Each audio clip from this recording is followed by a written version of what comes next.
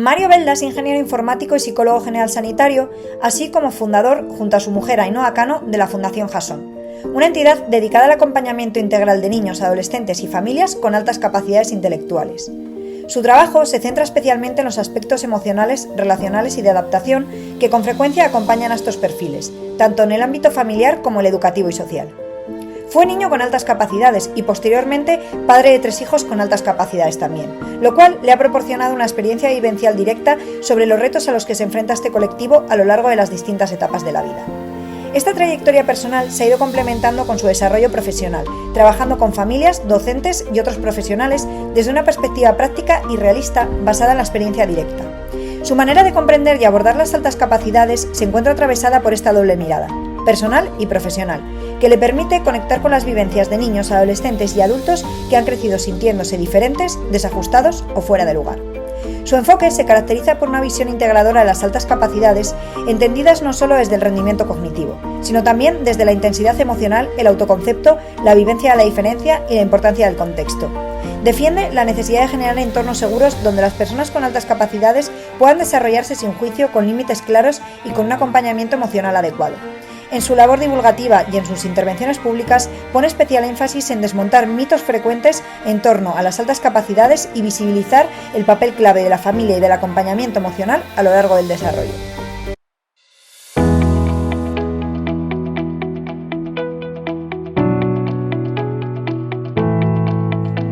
Pues muy buenos días, bienvenido a SMC. Lo primero que te voy a pedir es que te presentes, nos cuentes un poquito quién eres, de dónde vienes. Bueno, pues yo soy Mario Belda. Soy muchas cosas. Depende en qué contexto, ¿no? De profesión empecé como informático, llevo 30 años vinculado al mundo de la formación en el centro CEIMPRO de San Sebastián y desde hace 5 años pues me he metido en el mundo de la alta capacidad, algo que he vivido primero como niño, luego como padre y ahora como profesional, ¿no? Con lo cual tengo todos los ámbitos. He hecho la carrera de psicología y máster sanitario, con lo cual soy psicólogo sanitario también. Y soy director y cofundador de la Fundación Jason, la fundación en la que trabajamos con niños, jóvenes, familias, colegios y el mundo de la alta capacidad y de la neurodiversidad. Y sobre todo con un enfoque emocional, ¿no? Hay mucho mito, mucha historia sobre la alta capacidad, el talento, el brillo. Y nosotros creemos que el gran olvidado muchas veces de las neurodivergencias es el enfoque emocional de la persona neurodivergente, que es lo que al final muchas veces limita su capacidad para ser feliz y poder brillar en aquello en lo que es bueno. Qué bueno. Pues muchísimas gracias por estar aquí y sobre todo pues por hablar tanto de perspectiva personal como profesional. Para empezar, altas capacidades, porque parece que ahora todo el mundo no habla mucho de este concepto. Vamos a discriminar qué es, qué no es, en qué se diferencia de superdotación, talento, coeficiente intelectual. Cuéntanos un poco. Hombre, empezaré diciéndote que si vamos a un aspecto formal depende de la comunidad en la que estés. Como todo en este país, sí, pues tiene diferentes formas de ver. Yo te voy a hablar de nuestra perspectiva, ¿de acuerdo? Para nosotros la alta capacidad es un potencial, es una posibilidad de poder brillar en algún aspecto determinado porque tienes una capacidad de procesar cierta parte de la información del ambiente de una forma diferente y posiblemente más rápida o más profunda que la mayoría de las personas, ¿vale?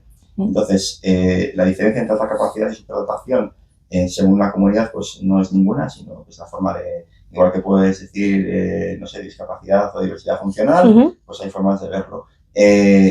Nosotros, por ejemplo, lo que sí establecemos una diferencia, ¿no? Que la superdotación es cuando hay una armonía y hay una mayor puntuación de CI, que es algo que va a todo el mundo, en la que es una persona pues, que tiene un perfil armónico, destaca más o menos, pero en casi todas las áreas. Mientras que muchas veces la alta capacidad suele ser personas que igual dan a nivel de CI global una puntuación más entre 120 y 130, por decirlo algo, y que puede tener una disincronía en cuanto a que en algunas áreas es muy brillante, pero en otras es más neurotípico.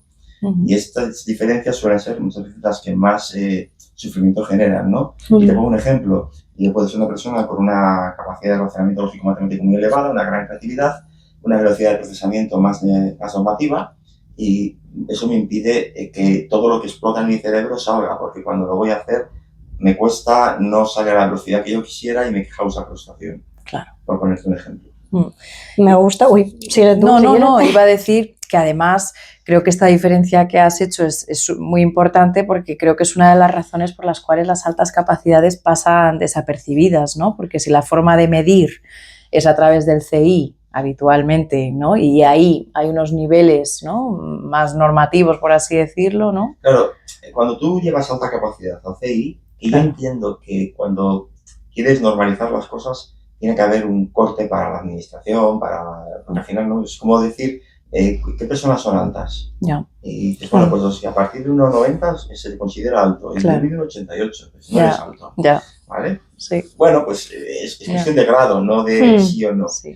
Nosotros cuando hacemos una prueba, primero hacemos una prueba muy holística. No medimos solamente lo que es el WISC o el WISE en versión niño-adulto, que te va a dar una prueba más cognitiva, ¿no? De razonamiento lógico-matemático, velocidad de procesamiento, memoria de trabajo, capacidad verbal.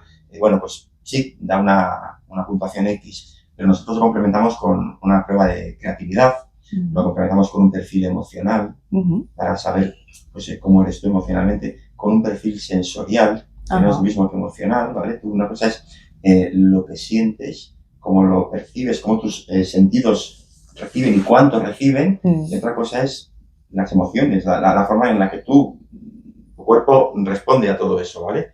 Y luego también pues un test de personalidad, porque no es lo mismo una persona de alta capacidad que sea, por ejemplo, muy introvertida o extrovertida. En los perfiles de niños, por ejemplo, si prima ser extrovertido, posiblemente tenga más posibilidades de intentar camuflar sus diferencias por encajar.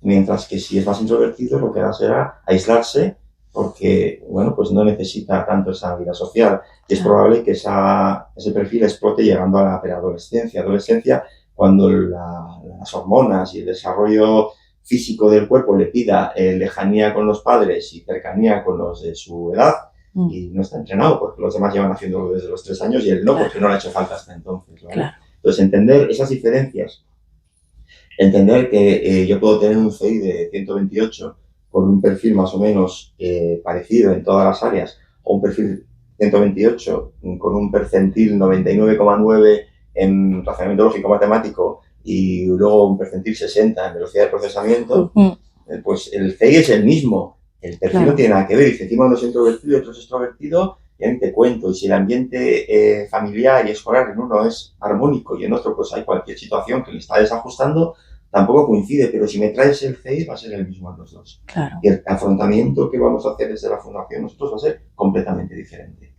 Muy interesante. Claro, a colación justo de lo que iba a decir antes, que lanzaba un poco Sofía, lo primero me encanta que ya rompas este mito, ¿no? De puede ser muy diferentes entre ellos, ¿no? Y además en distintas áreas, porque parece que muchas veces se piensa, bueno, pues altas capacidades, tiene que ser bueno en todo, ¿y por qué suspende? ¿Y qué está pasando, no? Y además antes, pues yo creo que el concepto de coeficiente intelectual iba un poco pues por la criba de lo académico, quizá, ¿no? Lo que entendemos por inteligencia, y ahora mismo se han abierto tantos campos como el que tú mencionas, pues eso, emocional, sensorial y demás, que ya nos abre un mundo, ¿no? Claro, ten en cuenta que a nivel escolar se ha hecho mucho y aún se hace asociar la alta capacidad al brillo, a brillar en resultados, en el caso escolar académico, ¿no? Y en el caso ya de los adultos, pues al brillo profesional, ¿no? A mí me ha dicho mucha gente, ¿tú por qué no eres millonario si eres tan inteligente? ¿No? Pues digo, bueno, pues es que no tiene nada que ver. Digamos, la capacidad de brillar y de ser muy funcional es ortogonal a la inteligencia. Lo que suele ocurrir es que cuando encuentras tu lugar y encuentras tu foco, nos convertimos en hiperfuncionales. Pero puede ser un área muy determinada. Igual soy muy hiperfuncional programando, pero luego pues en la atención al cliente no conecto con las personas, con lo cual no me sirve porque ni siquiera puedo trabajar en equipo, porque no soy capaz de ponerme de acuerdo con un grupo de programadores, o no soy capaz de estar atento a las necesidades reales de un cliente, o cuando un cliente me parece que está pidiendo algo que no es adecuado, pues me enfrento a él en vez de intentar escucharle. Puedo ocurrir un montón de cosas que dificulten que mi capacidad de poner hiperfoco en programar se convierta en un resultado monetizable. Claro. ¿Vale? Entonces, eso ocurre mucho con perfiles de alta capacidad que tienen bloqueos emocionales, pues porque se han encontrado con la frustración de que su capacidad no se corresponde con un brillo en lo académico o en lo profesional. Hablas de lo de encontrar tu lugar, ¿no? Claro. Porque yo creo que se asocia muchas veces, exacto, como, ay, si eres tan listo y tal, y como que al revés, tienes que ser feliz. Y yo creo que precisamente esta parte más inteligente o esta sensibilidad o lo que sea, sí que te puede hacer más susceptible si no encuentras tu huequito, ¿no? Claro, y sobre todo, empezar por los cimientos, ¿vale? Porque si yo tengo alta capacidad y mi entorno lo que dice es, bueno, tienes alta capacidad, vamos a hacer que brille. Incluso aunque me encuentren mis áreas de interés y me den materia, si mi autoestima no está en su sitio, si mi autoconcepto está distorsionado y si mi gestión emocional me agota, porque resulta que yo voy al colegio y aunque me están hablando de lo mío, estoy pendiente de todo, me está molestando el ruido del aire acondicionado. Además, hay dos que están ahí hablando y me están poniendo nervioso. Vamos a llegar al recreo y estoy pensando que en el recreo todos van a juntarse en grupitos y yo no sé en qué grupito estoy. Si esa es la circunstancia, que no tiene por qué ser, yo no estoy centrado en la materia, estoy agotado. Llego a casa reventado porque estoy en un entorno que para mí está siendo hostil, aunque no haya habido nada realmente hostil, ¿no? Claro. Y eso, bueno, pues me impide centrarme en la tarea, porque la base y el cimiento está distorsionado. Claro. Entonces, para mí es muy importante coger desde que somos niños o desde la edad en la que lleguen y empezar a entender pues que ser diferente mola. A mí me hace gracia cuando dicen, no, es que no quiero etiquetar a mi hijo porque yo lo que quiero es que sea normal. Digo, bueno, es que digo, tu hijo no es normal. Entendiendo normal desde un punto de vista y que es normal, ¿vale? Efectivamente. Yo le llevo normal a la parte central de una campana de Gauss, ¿vale? Entendemos lo que es el concepto de una campana de Gauss. La mayor parte de la gente mide de media 1,70. Y si mides entre 1,60 y 1,80 eres de una estatura normal, estadísticamente hablando. Si mides menos de 1,60 eres bajito y si mides más de 1,80 eres alto. Y ya si mides 1,30 o 2,20 ya estás en los extremos y sería el equivalente intelectual a una persona con una discapacidad mental o una persona con una alta capacidad, muy alta capacidad. Entonces, normal estadísticamente no eres, pero ser diferente, desde mi punto de vista, mola. ¿No? Yo siempre cuando viene alguien y me dice, Mario, qué rarito eres, y yo digo, gracias. Y es como, a veces se quedan como gracias. Digo, sí, gracias porque te has dado cuenta de mi singularidad, de mi excepcionalidad, de lo extraordinario que soy en mi área, ¿no? Y eso es ser raro. Raro, si lo miras también en la significación en Google o en cualquier sitio, es algo poco común, extraordinario, sobresaliente en su área. Eso es raro. Pues claro que es raro tener una capacidad muy elevada en un área determinada. Bienvenido sea. Claro. Y esforzarse en decir, no, esto no es así, pues no es que no le etiquetes, el niño ya sabe que es diferente a los demás. Claro. Lo que pasa es que si tú no le das un fundamento, tú no le das decir, mira, esto pasa, porque tu mente funciona de una forma más rápida, más profunda, que esto no quiere decir que soy ni más ni menos que nadie, ¿vale? Pero sí funciona de una forma diferente, que tiene una serie de ventajas en unas áreas, pero que puede tener unos pesos en otras. Y igual en este momento tú estás recibiendo más los pesos o los hándicaps o los inconvenientes que las ventajas, pero le das una explicación. Claro. Y él entiende que no hay nada que no funcione en él. No estoy estropeado. Pero claro. Y estás hablando de un proceso que, yendo a lo que nos es fácil de entender desde esos conceptos de normalidad, ¿no? Porque todavía mucha gente pues tiende a eso, porque como es lo familiar, desde ahí yo puedo entender el mundo, entiendo, ¿no? Que la gente suele irse ahí. Todos los niños necesitan ese proceso. Claro, todos sí. Los niños necesitan, como tú dices, construir significado de lo que me pasa a mí. Lo que pasa que, pues si como padre, madre, te resulta más familiar lo que está viviendo tu hijo, te va a ser más fácil darle un significado que si es algo que, como no tienes ni idea tú como padre o madre, ¿no? Tampoco de dar sentido, o en el colegio, claro, ¿cómo ayudas a tu hijo a dar significado? Por eso es tan importante entender como estas posibilidades, ¿no? Para que ellos puedan llegar también a entenderse, ¿no? Y a comprenderse. Mucho más allá de la alta capacidad, hablamos de la neurodivergencia en general. Al final, las necesidades específicas no es algo exclusivo de la alta capacidad. Nosotros nos dedicamos a ello porque nuestro recorrido personal y profesional nos da herramientas de poder comprender y conectar mejor con las personas que están viviendo igual que y puedo conectar con él, ¿no? Yo suelo decir que la labor que hacemos en la Fundación Jason vale para todo el mundo, y es como el grupo cero negativo de la sangre. Vale para todo el mundo, pero cuando hay alguien que también tiene cero negativo, solo se arregla contigo. Sí. Entonces, esa es la situación que muchas veces me encuentro, que he trabajado con niños y jóvenes que tienen una neurodivergencia diferente a otra capacidad y ha funcionado. Pero sí me he encontrado con muchos niños y jóvenes que han ido a muchos psicólogos, a muchos psiquiatras y no han conectado con ellos, llegan, están conmigo un rato y de repente dicen, es que María me entiende. Claro. Claro que lo entiendo, porque es que estaba ahí. Yeah. Entonces, a veces no hace falta ni siquiera que me cuentes, les voy poniendo ejemplos de cosas que me han pasado a mí y él mismo me dice, a mí también me pasa eso. Digo, bueno, pues mira, a mí me pasaba, pero ahora me va muy bien. Yeah. Tengo una empresa, tengo una fundación, una familia maravillosa, y 3 hijos que son felices, que les va bien. Entonces es como que les das un hilo de decir, esto que pasa puede ser maravilloso, no solamente tiene que ser algo que me esté dando guerra. Yeah. Sí, porque se asocia tal vez con el sufrimiento, se asocia, ¿no?, con el malestar. Hay muchos niños y muchas personas de alta capacidad que no han pasado por la fundación, que son sociales, que son felices, que les va bien, que se adaptan y además que aprovechan su capacidad en la manera que ellos deciden, y está genial. Lo que ocurre es que a nosotros nos suelen llegar los perfiles que tienen una necesidad. Y cuando tienen esa necesidad, si hay algo que es común a la mayor parte de la alta capacidad es la intensidad emocional. Otro ejemplo que suelo poner es a nivel futbolístico, que gusta mucho a los jóvenes de hoy en día, es que mientras la mayoría de los niños juegan su partido de liga cada fin de semana, tú te enfrentas a la final de la Champions todos los días. Claro. Entonces, cuando la ganas, tus emociones se disparan de forma también a veces que es destructiva para el entorno, porque es como, ¡buah! Es que esto me obsesiona. Y cuando la pierdes, has perdido la final de la Champions. Has hecho polvo. Y dices, no, es que la vida es una mierda. ¿Por qué? Porque has perdido la final de la Champions. Mientras que otro, que para él ha sido el partido de fin de semana, dice, hijo, no es para tanto. Y ahí entramos en un tema que para mí es crucial, que es la validación emocional. Algo en lo que fallamos mucho en la sociedad, en general, no solo con la capacidad. Sí, ¿no? Cuando tú tienes algo que a ti te genera una emoción que te causa sufrimiento, y para mí ese motivo es intrascendente. Y yo te invalido la emoción y te digo, va, no es para tanto. Te estoy hundiendo y estoy generando un distanciamiento emocional contigo, porque no vas a tener ganas de contarme qué te pasa, porque no te voy a entender. Porque incluso igual tienes vergüenza de contármelo, porque nadie va a pensar que es una tontería y cómo voy a estar tan triste por semejante tontería. Y además, uniéndolo con lo que decías antes, la importancia de esto en edades tempranas, porque los niños encima son autorreferenciales y si tú le dices que es una tontería, se van a creer que ellos, de lo suyo es una tontería, y que además es como su culpa, es su problema. Se están portando mal por estar con una rabieta y un enfado terrible por esa tontería. Claro.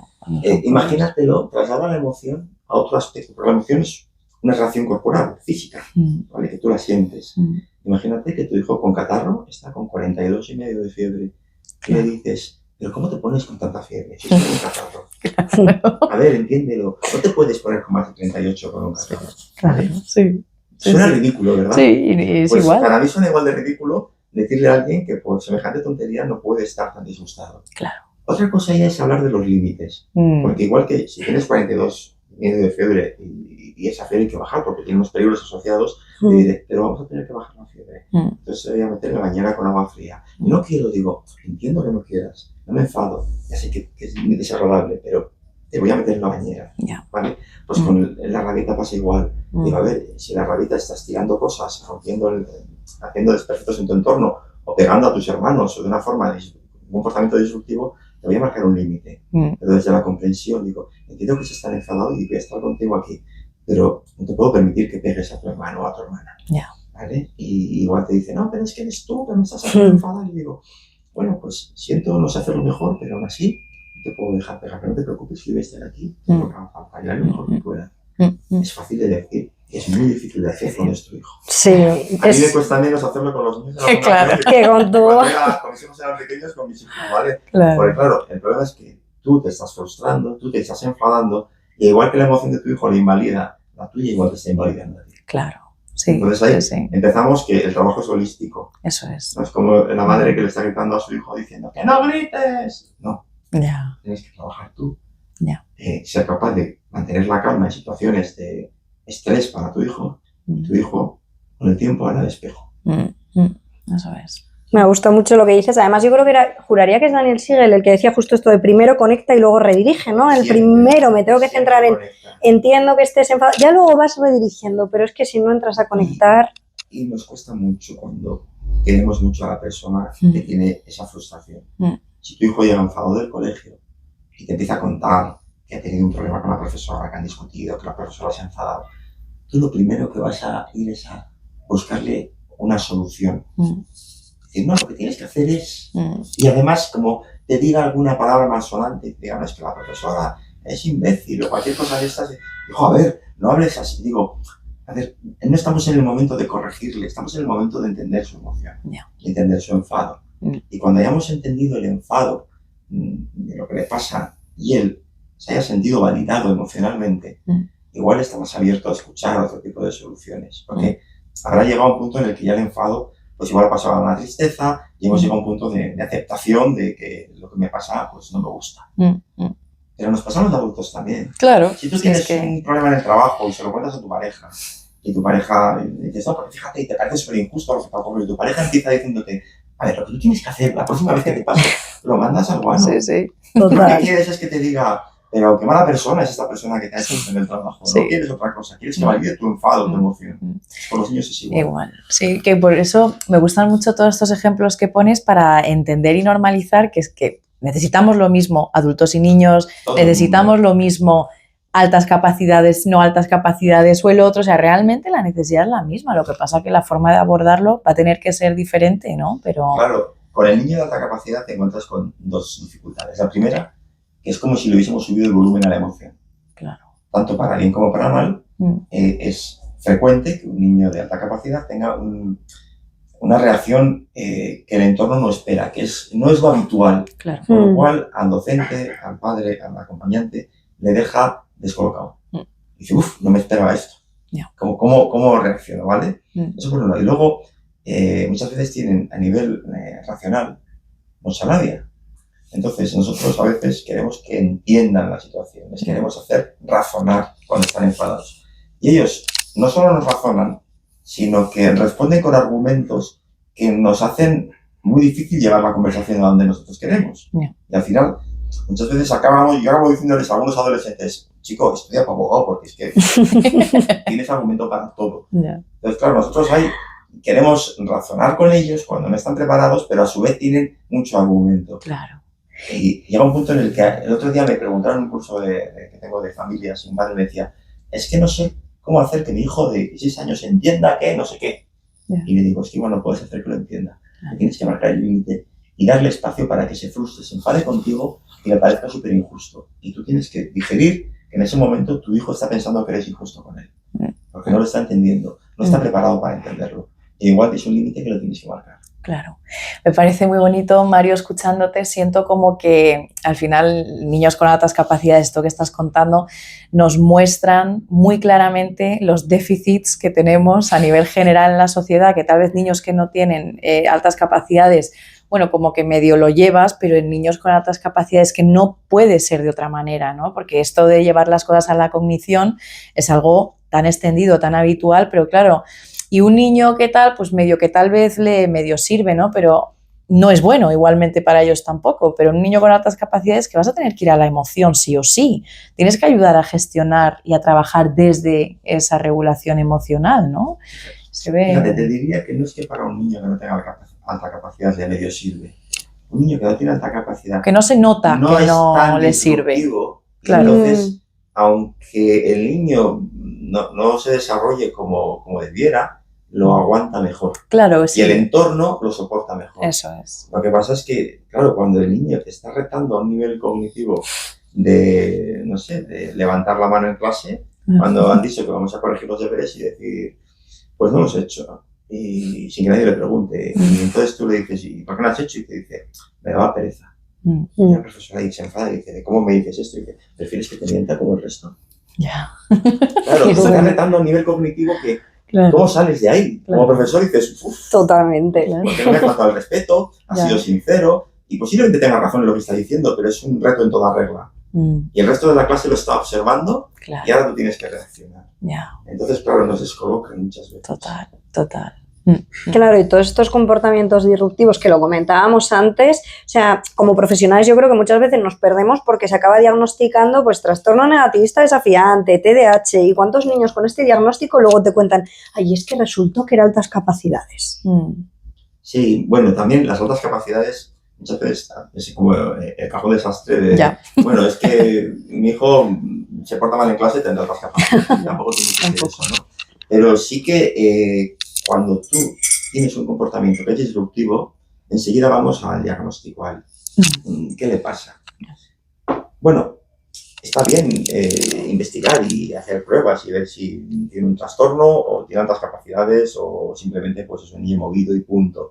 Pero todos esos estudios lo que nos lleva para mí es a lo que decía antes de la foto, que más allá del CI, yo tengo una foto de tu perfil sensorial, tu perfil emocional, pues no sé si tienes alguna dificultad determinada, y con todo eso puedo montar un plan de actuación, más allá del diagnóstico, más allá de la etiqueta. Claro. ¿Vale? Entonces, sí es importante tener esa información de dónde estamos, de cuál es mi perfil, pero no sé, es como hacerte una foto para, no sé, para retocarte para un desfile de modelos, y no se trata de si eres guapo o feo, se trata de que voy a hacer un estudio de tus rasgos para ver cómo puedo hacer que el desfile estés mejor, pero no se trata de, no, es que como eres feo te tengo que poner guapo, no. Claro. O sea, eres una persona con esas características determinadas, yo quiero conseguir este objetivo determinado, ¿cuál es el camino más eficiente? Y ahí tenemos nuestra experiencia como individuos, nuestra experiencia como profesionales y nuestra experiencia como sociedad. Claro. Qué bueno. ¿Cómo procesa un niño con altas capacidades? Que antes comentabas también esto de la parte emocional, como que va así más rápido, más fuerte, cómo va la cognición, cómo se procesa. No es que la parte emocional vaya más fuerte, pero digamos que normalmente la alta capacidad es una forma de procesar más rápida y más profunda de prácticamente todo. Entonces, si eso se va unido a una alta sensibilidad, que suele ser bastante habitual, hace que yo perciba más, esté más, estoy pendiente, estoy hablando con vosotras, pero si hay gente aquí, estoy escuchando, ya no es si están hablando, es si están cruzando las piernas o no están cruzando las piernas, si están sacando algo del bolso. Y además, aunque la ventana esté cerrada, pues se oyen pasar coches. A la mayor parte de la gente igual nos molesta, pero yo me estoy enterando de todo. Y estoy aquí sentado y este sofá me está generando una sensación de presión en el cuerpo. Y igual me he puesto deportivas nuevas que aquí me está, no molestando hasta el punto de hacer una pupa, pero sí me está rozando. Y si yo no tengo la capacidad de filtrar eso de forma adecuada, tengo una sobrecarga sensorial que me impide totalmente centrarme en la conversación con vosotros. Y eso me limita. Y si estoy en el colegio y me están contando una materia que además o no me interesa porque ya me la sé, o porque no está dentro de mi área de interés, o porque ese profesor no conecta conmigo, me resulta tremendamente difícil poder hacer que esa clase sea productiva. Entonces, eso es lo que puede juntarse en una persona de alta capacidad, una sobrecarga sensorial, una dificultad a la hora de filtrar qué me interesa y no me interesa, y luego una interpretación a nivel emocional acorde a mi edad de todo eso, que es mucho más de lo que están recibiendo mis compañeros. Y eso a veces genera pues, el cortocircuito que podemos conocer. Que repito que no es siempre, ¿vale? Hay gente que no, que tiene unas habilidades de filtrar perfectamente, incluso gente que está más cómodo con esa sobreestimulación, porque es como que le relaja. O sea, conozco muchas personas de alta capacidad. Mi hijo el mediano, por ejemplo, cuando programa, tiene 3 pantallas, está con una serie de televisión, con el WhatsApp abierto y contestando a 3 conversaciones a la vez mientras está trabajando, y tiene música puesta, y yo sé, y puede con todo. Igual otro dice, no, yo necesito silencio absoluto porque si no, no me puedo concentrar, ¿vale? Lo que sí ocurre es que voy a procesar más profundo todo lo que recibo, y eso puede resultar en un hiperfoco y en una hiperfuncionalidad, o puede resultar en una saturación. Y que, bueno, pues que cortocircuito, no sé si es la palabra, pero que abrumador, al final, no funcione y no sea capaz de sacar la respuesta que el entorno espera de mí en este momento. Claro, sí. A nivel educativo, ¿cómo se puede abordar esto? O sea, ¿qué se debería hacer desde el sistema educativo, pues eso, para integrar bien a estas personas y que estén a gusto? Buena pregunta. Esta es la del millón. Sí, si tuviera la respuesta, te aseguro que la estaríamos implementando. Pero es fácil decirlo y muy difícil de hacer, ¿no? Atender a la diversidad, atender a la necesidad de cada uno desde el principio. Educativamente hablando, claro, tendemos a la homogenización. Hay que llegar a sexto de primaria, a cuarto de la ESO con un nivel homogéneo de conocimientos en muchas materias y eso es muy complicado.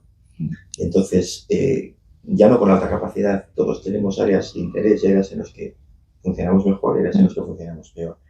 Entonces, al intentar homogeneizar, ocurre que en el sistema acabamos dejando de prestar atención a aquello que es nuestro área de interés y lo que mejor se nos da y centrándonos en aquello que te cuesta. Y eso frustra mucho. Si tú eres bueno en matemáticas y brillas, pero se te da mal el inglés, a las tardes posiblemente veas clases particulares de inglés para reforzar. Ni te gusta ni se te da bien.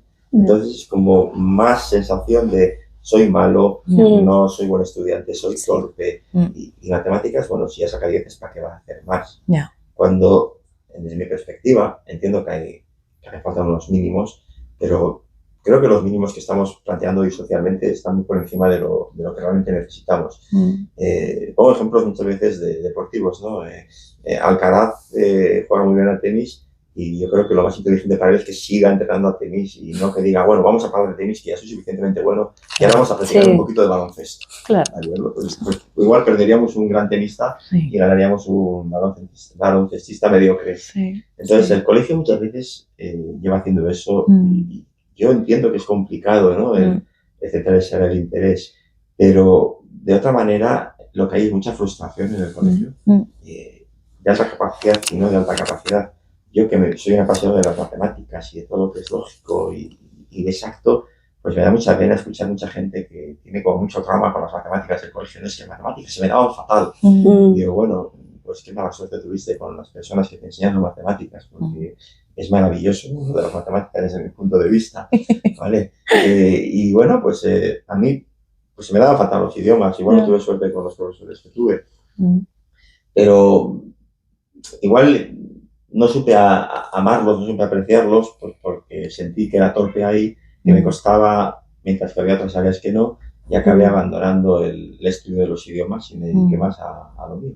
Y bueno, pues me va bien, o sea, tampoco me gustaría hablar bien inglés y lo hablo bastante mal, pero bueno, pues tengo remedio todavía. Pero ya ves que me he hecho la carrera de psicología y el máster y no he estudiado inglés. Entonces, bueno, pues me centro en mi área de interés y igual eso es lo que tendríamos que potenciar en el colegio desde edades muy tempranas, ¿no? El buscar esa creatividad, ese brillo y alabar menos el procedimiento, que trabaja mucho. Me da mucha pena cuando hay niños que cuentan que en clase igual han hecho un ejercicio de matemáticas, se les ha ocurrido una solución diferente a lo que explica el profesor y eso les penaliza. Porque lo han hecho, pero no como decían en clase. Y a mí eso me flipa. Digo, ¡guau! Este va a ser el que va a saber arreglar la máquina cuando han intentado hacer todo lo que pone en el manual y nadie ha conseguido arreglarla. Va a mirar y va a decir, ¿por qué no apretamos aquí? Y funciona. Sí. Pero no lo ponemos en valor en el colegio muchas veces. Y fíjate, escuchándote también me viene un poco el mensaje de que el sistema educativo no lo podemos cambiar como individuos, pero el sistema educativo familiar sí. Es decir, como familia, esto que tú decías, ¿no? De en vez de apuntar al niño inglés y se le da mal y le gustan las mates, que pueda ir a una clase de matemáticas, de lo que sea.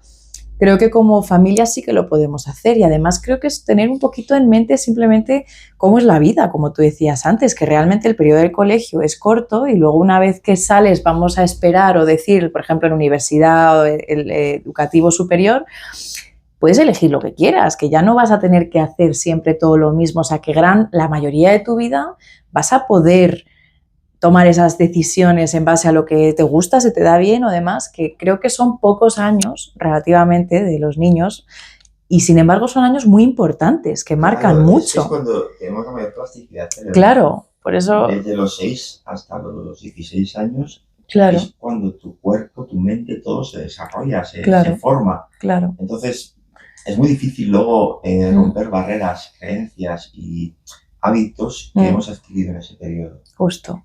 Pero por eso creo que si como padres no nos agobiáramos tanto porque suspende inglés, pero oye, esto sí que le gusta y pudiéramos tener esa mirada más del niño, lo que le gusta, lo que le va bien, y no tanto ese estándar normativo de tiene que sacar 10 en todo, pues qué absurdo, ¿no? Entonces como familia y como como individuos, creo que eso sí lo podemos cambiar, ¿no? Yo oigo muchas veces padres que su hijo va al colegio en la ESO, por ejemplo, y aprueba, no le gusto, pero tampoco es que tenga una dificultad, simplemente pues pasa el trámite y lo aprueba y dice, pero es que no se esfuerza. Ya. Y digo, bueno, y aprueba, sí. Y luego a la tarde, no, es que a la tarde está con la programación, está haciendo no sé qué. Yeah.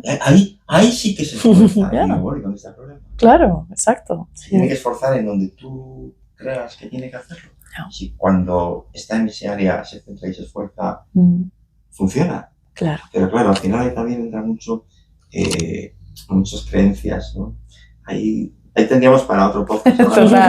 Las creencias y los apegos que tenemos y por qué tomamos decisiones. Bueno, eso es un mundo que creo que daría para otro podcast. Pero muchas veces decidimos cosas sobre la educación de nuestros hijos y no sabemos por qué lo hacemos. ¿Vale? O sea, yo me flipa cuando cuento la historia de mi hijo que no tiene estudios superiores ni una carrera, pero con 22 años tiene su propia empresa y le va muy bien. Y dijo, es que para nosotros su hijo es un modelo y tal, y es implanteable que su hijo no haga bachiller. Ya, sí, claro. Es que pensar que mi hijo lleva un sistema alternativo a lo que se espera de él, teniendo un CI de 137, es como desperdiciar su vida. Claro. Y yo le digo, a ver, que yo me acabo de hacer la carrera de psicología con 50 palos y no me ha costado mucho. O sea, sí es un esfuerzo, pero que no es un niño neurotípico, que tiene alta capacidad, que cuando tenga una pasión y una necesidad y una madurez adecuada, se va a enfocar en lo que necesita y lo va a hacer así, si estás trabajando con 20, con 30, con 15. Claro. ¿Vale? Vamos a intentar ahora que construya bien los cimientos, no que tenga el título. Sí, si conseguimos que tenga todo porque él además lo quiere, está genial. Yo, dirijo un colegio de formación profesional junto con mis socios y al final no digo que sea malo, digo que no es la opción para todos. Es opcional, que claro. Y ya, venimos de una generación, nosotros los padres, en la que estudiar una carrera era signo de estar en la parte alta de la cámara de Gauss, de la clase social y de mi hijo hace lo que yo no pude, ¿no? Porque nuestros padres igual no pudieron estudiar la carrera y venimos muchas veces con esas creencias, ¿no? Porque si es que ahora ya la carrera está al alcance de prácticamente toda la sociedad. Entonces no es algo diferencial, es una opción que está ahí y que funciona muy bien para el que lo necesita, para el que lo quiere, pero no tiene por qué ser así. Sí. Entonces yo soy muchas veces diciendo, bueno, ¿tú qué quieres? Que tu hijo esté bien, vamos a ver qué necesita. Igual si quiere estudiar y lo que tiene es un bloqueo emocional que le da, él piensa que no va a valer, pues igual ahí sí hay que trabajar ese bloqueo. Pero en muchos casos realmente no quiere hacerlo. Claro, sí, qué bueno. Y como, pues porque es una dudilla que yo creo que me ha preguntado así bastante gente cuando les hablaba de este podcast que íbamos a hacer, como padre, como pareja, como hermano, lo primero, ¿cómo puedo darme cuenta, ¿no?, de que estoy al lado de una persona que puede tener altas capacidades? Y después, ¿cómo tengo que actuar? Aunque bueno, ya has comentado un poquitito, pero así, para que la gente identifique un poco patrones. A ver, aquí el tema de cómo puedo darme cuenta a veces es complicado porque la alta capacidad tiene un componente genético muy grande. Entonces, a veces ocurre que normalizas comportamientos que tú has vivido de niño, tú has vivido con tus hermanos, con tus padres. Yo, en mi caso, mi hermana es de alta capacidad, mis 3 hijos y mis 2 sobrinos son de alta capacidad. Mis padres, estoy seguro de que también. Entonces, claro, yo me acuerdo ir de vacaciones cuando los niños eran pequeños, igual mi hijo jugaba con el vecino y me decía mi mujer, este niño ahora es un poco justito, ¿no?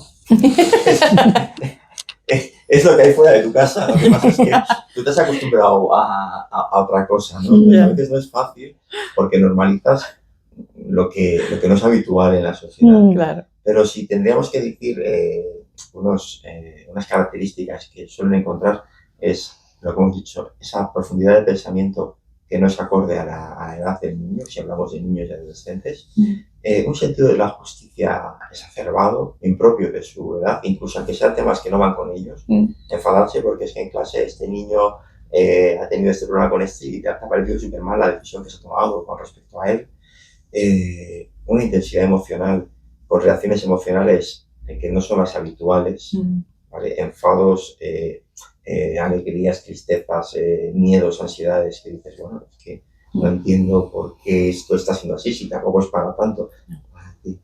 Pues ese tipo de señales suelen ser muy habituales en alta capacidad. Mucho más allá de mi hijo saca todos sobresalientes. La precocidad, por ejemplo, cuando todavía no han empezado el colegio, ¿no? Niños que aprenden a leer de forma casi espontánea, que de sumar y restar no les cuesta nada, pues puede ser síntoma también de alta capacidad. A veces puede ser también precocidad, que a veces se confunde, ¿no? La precocidad es ir adelantado a tu tiempo. Tú puedes ser más grande, por ejemplo, en altura que los niños de tu edad, pero luego también el desarrollo de la adolescencia te llega antes y al final acabas a tu altura. Entonces, pues con las capacidades puede ocurrir a veces algo de eso, ¿no? Por eso muchas veces hasta los 6 años no puedes medir la capacidad, pero se recomienda luego volver a hacer una prueba porque muchas veces igual es una precocidad, no una capacidad. Pero esos son un poco los síntomas las señales que te pueden hacer sospechar. Y entonces un poco a raíz de esta pregunta me surge la duda, desde entonces las altas capacidades dices que es genético, o sea que se nace así, o es algo que también se puede desarrollar. Vamos a ver, la alta capacidad es un potencial. Bueno. O sea, una persona que no tiene esa neurodivergencia puede brillar a través del esfuerzo y de la constancia, incluso más que una persona con alta capacidad, pero la forma de procesar en su cerebro es neurotípica. No se va a encontrar posiblemente con esa intensidad emocional, por lo menos por ese motivo, igual la tiene por otra situación, ¿vale? Y posiblemente no va a encontrar estas diferencias que tiene la alta capacidad en su recorrido. Pero no deja de ser un potencial, a lo que hay que sumar 2 factores más, que es el ambiente, al final, tu familia, el entorno escolar, el entorno social en el que tú te desarrollas, y luego las decisiones que tú tomas, que desde bien pequeños, pues tu personalidad te lleva a afrontar las dificultades de una forma u otra, y eso puede hacer también que florezca mejor o peor esa capacidad en lo que todos esperamos que es un alto rendimiento, ¿vale? Incluso puede que la alta capacidad te lleve a tomar decisiones y diga, bueno, pues yo es que al final tampoco quiero brillar en una cosa ni otra, lo que quiero es organizarme la vida de una forma cómoda, adaptada a lo que a mí me gusta, y igual a lo que a mí me gusta es irme a vivir tranquilo en un pueblo, plantar y comer de lo que hago en la huerta y montarlo de una forma totalmente alternativa. Pues bueno, también está bien. Claro. Pero si bien no es que yo nazco a alta capacidad y tengo, digamos, se ve mi alta capacidad, el potencial está ahí de forma genética. Hace falta el ambiente y decisiones adecuadas a que tu alta capacidad se transforme en algo que brille. ¿No? Es como un futbolista de élite. Posiblemente yo, por mucho que yo hubiese entrenado igual que, no sé, Cristiano Ronaldo o Messi, hablo de los de mi época, que están pasados de moda, pero pues jamás hubiese jugado ni de lejos como juegan ellos porque no tengo el potencial que ellos tenían para poder jugar como jugaban. Pero ellos, si no hubiesen entrenado y trabajado y controlado su alimentación y todo lo que han hecho a su alrededor, tampoco hubiesen brillado en el fútbol. Y de nuevo, es que vuelve a ser un mensaje muy bonito porque potenciales, de nuevo, todos, desde esa divergencia que decías y esa diferencia, ¿no? Que mola, que todos somos diferentes, creo que encontrar también la diferencia de cada niño como hábito, ¿no? Como forma de operar es hacia donde tendríamos que tender, ¿no? Claro, es que centramos mucho en la alta capacidad como el de, no, tú eres el que puedes, sí. Y los demás que no pueden. Claro. Y no tiene por qué ser así. Yo tengo una serie de potenciales X y la alta capacidad además se lleva mucho al tema intelectual, que es lo que da el WIS o el WISE, ¿no? Las altas capacidades intelectuales. Sí. Pero hay muchas personas que tienen unas capacidades increíbles interpersonales, intrapersonales, capacidades de creatividad, capacidades de conectar con la naturaleza, capacidades de crear otro tipo de cosas. Sí. Que igual jamás serán buenos en resolver ecuaciones diferenciales, pero es que estamos perdiendo una riqueza en la sociedad tremenda de catalogándoles como personas que no pueden brillar. Claro. Entonces se trata de eso, de que ya no se trata de encontrar como sociedad, sino de allanar el camino para que cada uno encuentre allá donde puede brillar, allá donde está más a gusto y que se desarrolle ahí, entendiendo que el potencial de cada uno es totalmente diferente. Claro, qué bonito. Yo ahora me estaba preguntando, porque estamos hablando de los más pequeñillos y tal, digo, y como adulto, porque imagínate, alguien que de repente ve el podcast y dice, ostras, igual yo soy altas capacidades, ¿cambia algo cuando te das cuenta ya un poquito más mayor? Ahí suele haber un choque. A nosotros nos ocurre mucho con adultos que vienen por sus hijos. Y claro, Cuando tú vas mirando y dices, no, pásate. ¿Tú te has hecho alguna vez una prueba, una evaluación de alta capacidad? Y no. Normalmente si hablo con el padre, la capacidad viene por la familia de la madre, y si hablo con la madre, pues la familia del padre. ¿Vale? Entonces, ahí yo suelo ser un poco duro ahí diciendo, vamos a ver, tú estás pidiendo a tu hijo que se mire al espejo, que se quiera como es, que no se avergüence de su alta capacidad, que no lo rechace. ¿Y tú?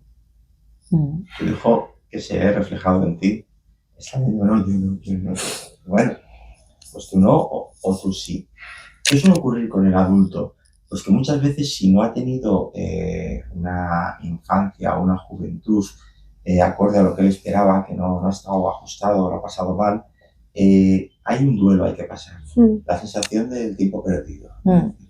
Si me hubiesen detectado a mí. ¿Vale? Entonces, eso es como una pérdida, cuando tienes una pérdida de una amistad, una separación o fallecimiento de tu familia. A veces hay que pasar ese duelo. Hay que aceptar que, bueno, pues lo sabes ahora, está genial que lo sepas ahora. De cierta manera a mí me ocurrió, ¿vale? Yo que era muy visto, lo he sabido siempre, tenía pruebas hechas en el colegio que las he visto ya en edad adulta, pero yo no he sido consciente de una puntuación de CI mía hasta edad adulta, ¿no? Y sí que he pasado una infancia complicada, sin que me hayan pasado cosas graves a nivel, sobre todo interno, de mi sensación interna, de diferente, de no encajar. Y cuando empecé con esto de la fundación, bueno, pues tuve esa sensación de, igual me mandaba una familia, ¿no? La foto del cumpleaños de su hijo, me decía, me dice mi hijo que gracias a Jason es su primer cumpleaños con amigos de verdad. Bueno, y claro, es muy bonito, pero a mí me removía, porque era algo que yo no tuve. Y no dejaba de removerme. Y ahí mi madre, que para eso pues, es sabia y lo lleva muy bien, me dijo, Mario, no puedes amar las rosas rechazando las espinas. Tú eres quien eres, tienes la vida que tienes ahora, estás en una fundación en la que estás realizando gracias a ese pasado que has tenido. Entonces, puedes tener la oportunidad ahora de disfrutar de la vida en este momento y en todo lo que te venga a partir de ahora, en parte gracias a ese pasado que igual no ha sido agradable en ciertos aspectos. Si no hablas del pasado, no podrás disfrutar del futuro. Bueno, no existiría ese futuro. Si cambiásemos el pasado, no tendría el futuro, ¿no? Para hacerte un símil, ¿no? Es como la pareja que se separa con hijos y dice, bueno, me separo, pero no me puedo arrepentir de haberme juntado con esta pareja porque mis hijos existen gracias a que tenía esta relación, por muy disruptiva que haya sido. Entonces, no puedes quedarte con la parte que te interesa y rechazar la parte que no te interesa. Va en un pack, ¿vale? En esta capacidad va en el pack de que podría haber sido alta capacidad y ser feliz y disfrutar de la infancia, sí, pero entonces no habría tenido el empuje, el arranque ni la fuerza de desarrollar todo el proyecto que estamos desarrollando ahora. Y eso me hizo hacer las paces, esa frase de mi madre, hacer las paces con mi pasado y decir, estuvo bien, que fuera así. Qué bueno. Claro, y entiendo que por otro lado lo que comentas, hay mucho alivio de repente decir, ya entiendo lo que pasaba, ¿no? O sea, me doy cuenta ahora, pero ya sé. Pero de entrada muchas veces no llega el alivio, a veces sí, pero a veces llega enfado. ¿Por qué no lo supe antes? Eso sí. Incluso como una negación, dices, ¿no? Yo esto no, bueno, yo esto no, claro, que fuera. Lo que pasa es que ahí es cuando entramos en problema con el espejo del hijo. Porque si lo niego, no voy a estar en condiciones de acompañar a mi hijo. Claro. Porque si doy por buena mi opción de negarlo y de que sea normal, aunque sea con la máscara, voy a necesitar que mi hijo haga lo mismo. Claro. Porque si para mi hijo la otra opción es mejor, tengo que asumir que yo no tuve esa opción que era la mejor para mí. Tengo que optar. Y muchas veces ahí está ese duelo de decir, ha venido mi hijo a ponerme en su sitio. Sí. Bueno, pues es un proceso bonito. Sí. Que si lo sabes llevar, tiene su parte de duelo, pero luego es maravilloso.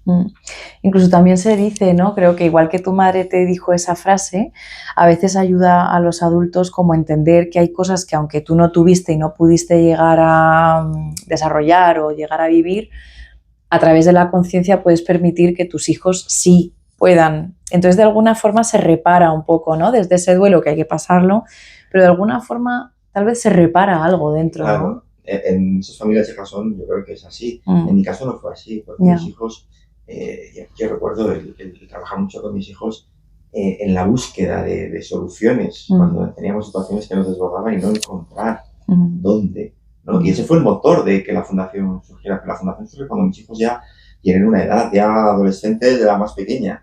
Entonces, claro, tampoco hay cosas que he conseguido dar a mis hijos que ahora estoy dando a terceros. O sea, con lo cual, esa sensación de oportunidad perdida crece. Pero también veo a mis hijos ahora. Veo que están bien, veo que, bueno, que intensos son como somos nosotros, pero eso nos acompaña y la intensidad al final, aunque a veces puede ser que te desajusta emocionalmente, también puede ser divertida. Y bueno, llevamos aquí ahora 4 días. Hemos venido también con el hijo de unos socios que bueno, pues que lo está viviendo esa intensidad. Vamos aquí, vamos con esta, hacemos un podcast, vamos a dar corriendo aquí. Después de venir aquí, a las 3:30 tenemos un encuentro con una familia, luego tenemos jornada de puertas abiertas en Jasón. O sea, es como una carrera contrarreloj de situaciones que son emocionalmente intensas, conociendo gente increíble, y es una vida que mucha gente no la lleva. Y para mí me parece que es un regalo poder vivir todo eso. Pero esa intensidad también puede llevar que mañana yo esté hecho polvo en mi casa y que necesite mi momento de estar solo y de reparar y de reconstruir. Claro, justo. ¿De qué manera vas aprendiendo a regular esa intensidad? Pues en mi caso, un elemento importante es el deporte. Yo practico deporte prácticamente todos los días y cuando no tengo tiempo de hacerlo, noto que tengo eso que me falta. Entonces, la actividad física es un elemento importante. La segunda es permitir momentos de recuperación y saber que ser feliz y disfrutar de la vida no es estar siempre contento y a tope. A mí, las emociones intensas, aunque sean para bien, me llevan a bajones emocionales después. Entonces, yo después de esta semana que estamos en Madrid haciendo muchas cosas muy bonitas y muy intensas, mañana sábado y pasado domingo tendré que estar en un momento de relax, momento de bajón emocional y el momento de permitirte estar, no sé si la palabra es mal, pero estar flojito, ¿vale? Y darte espacio para eso. Eso es lo que hago yo en mi caso. Qué bueno. Y así por ir recogiendo y cerrando un poco a modo tips, ¿no? Porque estamos hablando que igual tú sospechas que tu hijo o tú eres altas capacidades y igual vas a un psicólogo y te meten un diagnóstico erróneo o hablas con el colegio y casi para peor. ¿De qué manera podemos? ¿A quién acudimos? ¿Cómo buscamos ayuda? ¿Qué pasos podemos seguir? Si tienes la sospecha de que tu hijo puede tener esta capacidad, tu hija, primero haz una evaluación. Una evaluación, pero no vayas a una evaluación de cuánto CI tiene. No vayas buscando el sí o no. Vete buscando una evaluación holística en la que te diga quién es tu hijo. ¿Vale? Nosotros lo sabemos en Fundación Jasón, pero hay más gente que lo hace también. Pero es importante eso, que busques algo que vaya a mirar perfil emocional, perfil sensorial, creatividad, capacidad intelectual y que vaya a mirar también personalidad. Cuando te miro todo eso, voy a hacer una foto. A partir de ahí te van a dar unas recomendaciones. Tú tienes tu experiencia también, tampoco se trata de coger las puntillas que te han dado y tiene que ser así. El colegio, pues acude al colegio, yo siempre digo que tienes que acudir como aliado. Consigues mucho más de los tutores, de tu profesor, profesora, con un abrazo. Y aquí estoy, ya sé que entendiendo que tiene unas limitaciones, eso puedo decir que yo tengo grupos de inteligencia emocional de entre 3 y 6 chavales.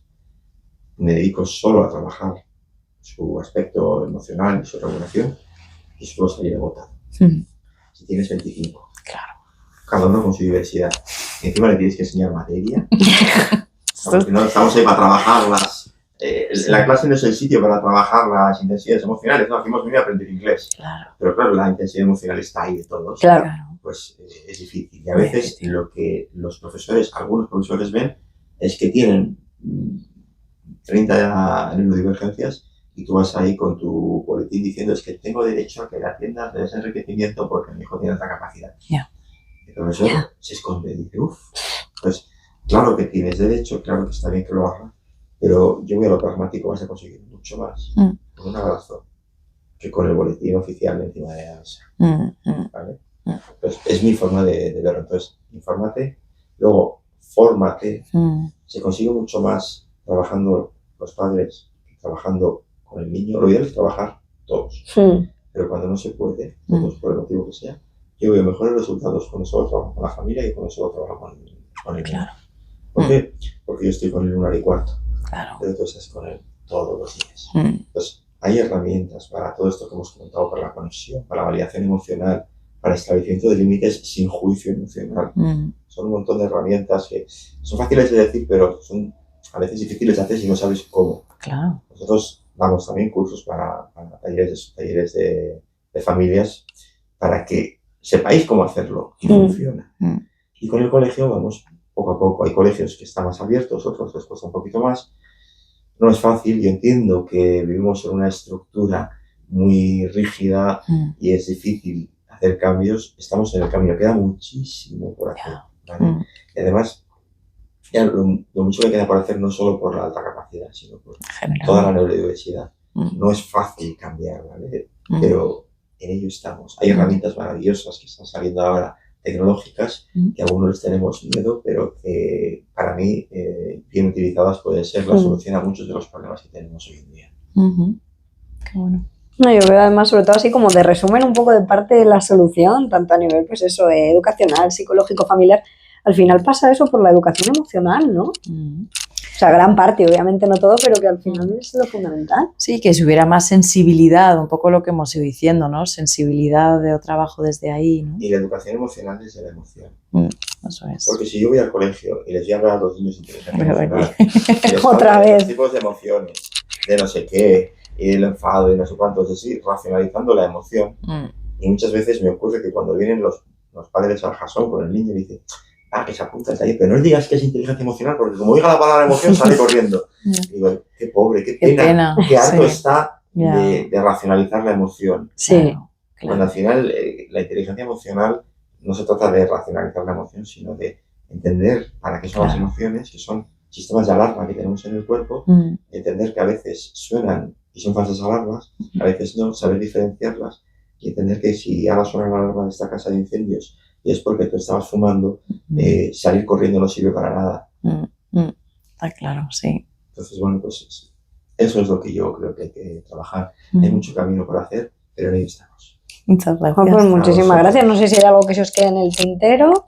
Creo que no. Y si no, pues nada, te lanzo la pregunta final que hacemos siempre en Si Conversa a los invitados, que es, bueno, lo primero que se te venga a la mente, me da igual que sea un lugar, una persona, una canción, lo que tú ubiques como lugar seguro, salud mental. Lugar seguro de salud mental. Casa.